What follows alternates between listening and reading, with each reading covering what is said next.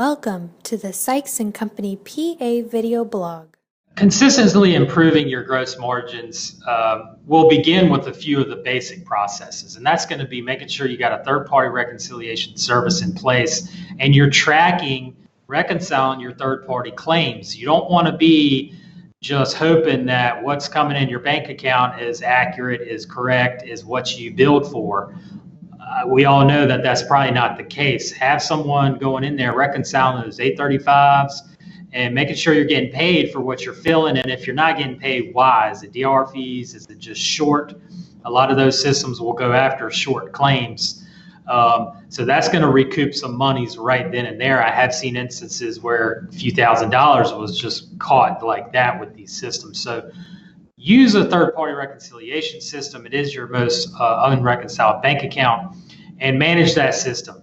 That's going to help you recoup some dollars in your pharmacy. Another thing is to, at the end of each day, overview your audit log, script audit log. What scripts did you fill? What do you need to rebill? Maybe at 9 a.m. you filled something where like, I'm going to come back to that and get that corrected in the system. And then you find out 2 days later you forgot or whatever it may be. At the end of each day, make it a habit to go back, look through your scripts, and see if there's anything you need to rebill.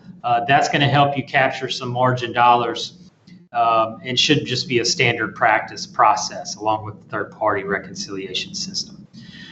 One of the other things I like to see is for your high value or your high profitable patients, making sure they're on some kind of sync adherence program, because it's proven that, as most of you know, that if you get them on a system, on a structure as far as adherence, you're going to be getting a couple more refills maybe in a year. And obviously with those high value or high profitable patients, that's going to add some bottom line dollars as well to your margin. So taking advantage of that script and adherence, especially with your high profit patients, is going to be key.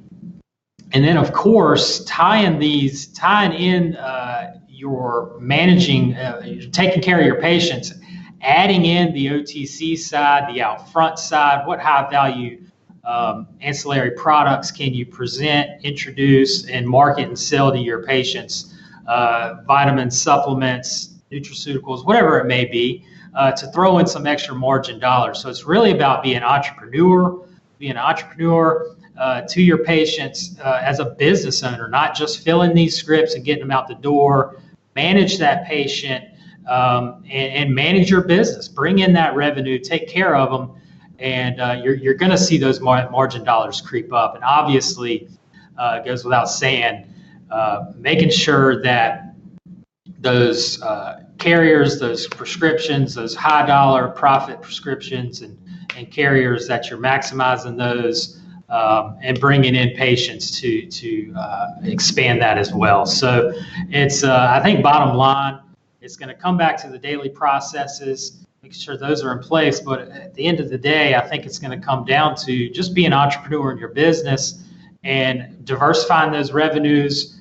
Again, seeking to add revenue where you can, whether again that's OTC out front or whatever it is in that process. And you're going to see that those margins creep up, and we're seeing margins in the 23 to 24% range for 2019. But if you're able to get to 25, 26% margins just doing a few of these ancillary things, that's going to really add up in the grand scheme of things and add to that bottom line. So be that entrepreneur pharmacy that you need to be to grow your pharmacy, take care of your patients, and add some bottom line revenue.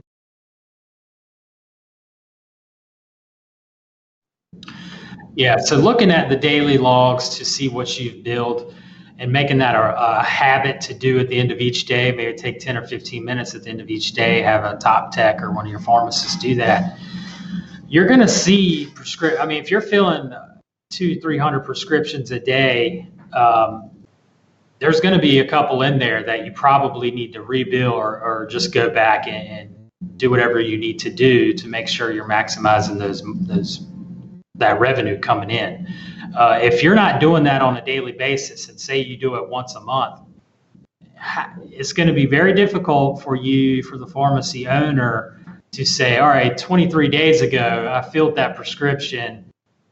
You're just not going to know. You're not going to be able to go back and through the thousands of scripts you filled and probably pinpoint what that issue was and what you need to do. So, and then you're just going to put your hands up in the air and say, oh, well.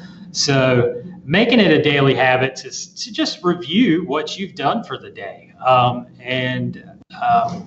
Ultimately, hopefully you'll catch maybe an error or two.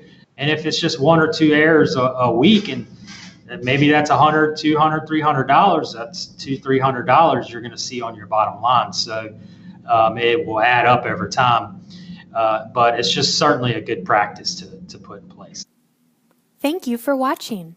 If you enjoyed the video, we invite you to subscribe to our YouTube channel.